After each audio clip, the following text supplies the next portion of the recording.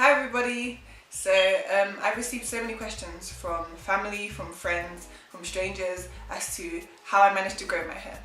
If you know me, you know that my hair used to be short, it used to break cones, it used to just be unmanageable. And then everything changed. I'm going to give you 3 unique tips as to how I managed to grow my hair over the years and how I've got it from short to this length. Okay. Tip number 1 is steaming. So I watched a lot of YouTube videos and heard tips from a lot of people talking about how to grow their hair. However, I haven't heard many people talk about steaming. This is basically a method in which you can condition your hair under.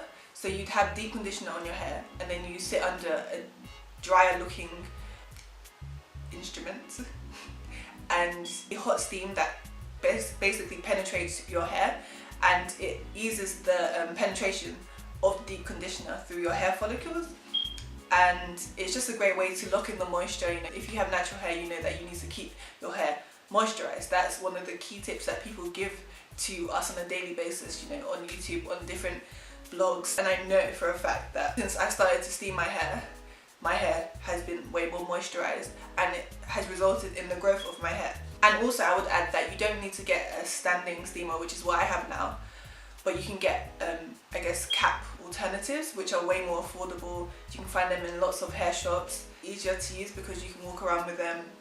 You know, you can do your daily chores or whatever when your hair is being steamed. Tip number 2. This is the LCO method. So I know that a lot of people have heard of the LOC method, which is basically using a leave-in or a liquid and then an oil and then a cream. But for me, having coarser hair, I've noticed that using the LCO method, so using the cream before the oil rather than the other way around, has been way more effective in locking in the moisture in my hair for a longer time and keeping it shinier. I use a leave-in, which is the Cantu Shea Butter leave-in, which I've been using for years and it's amazing and it smells really good too. For my cream, I use shea butter.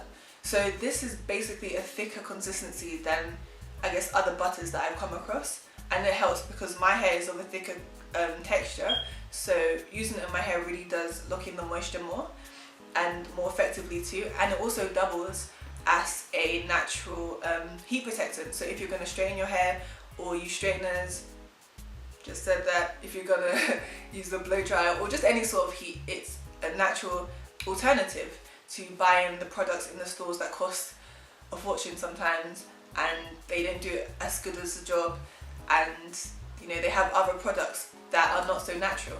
For my oil, I use castor oil, which is basically of a thick consistency and it just locks in the moisture even more, you know, compared to I guess coconut oil or a thinner oil.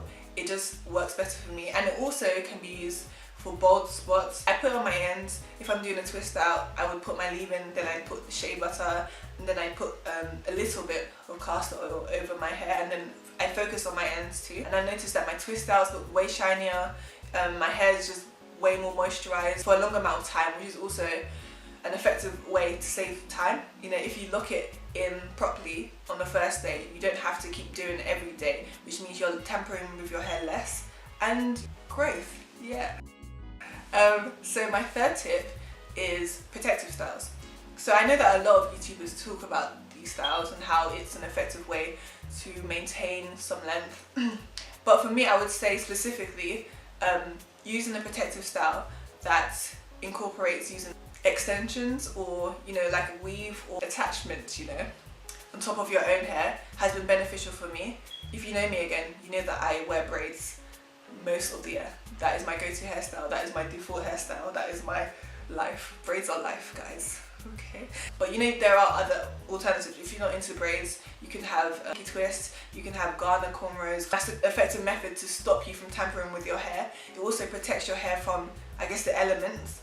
You know, you're not going to be touching them, it's not going to be rubbing on your clothes as much, and it's just covered. You know, you can also maintain the method of moisturization that you had before you put the braids in, so you can still moisturize it. People wash it and your hair grows. You know, my hair has grown so many inches and I've retained so much length by using protective styles, by using braids namely. So yeah, those are my 3 tips for how I managed to grow my hair to, I think at the moment it's just past BSL length, brow strap length, but I will say that it's important to know that everyone's hair grows at a different rate. You know, you may see someone's hair that grows many inches in a year and your one may grow like 4 inches or something, but it's okay because we're all different.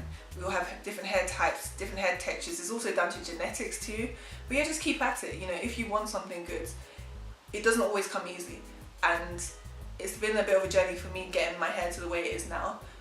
But I know that it was worth it. It was worth the struggle. All those nights of detangling, all those hours of prepping, it was worth it. So thank you for watching, and I hope you come back, subscribe, comment, like, thumbs up.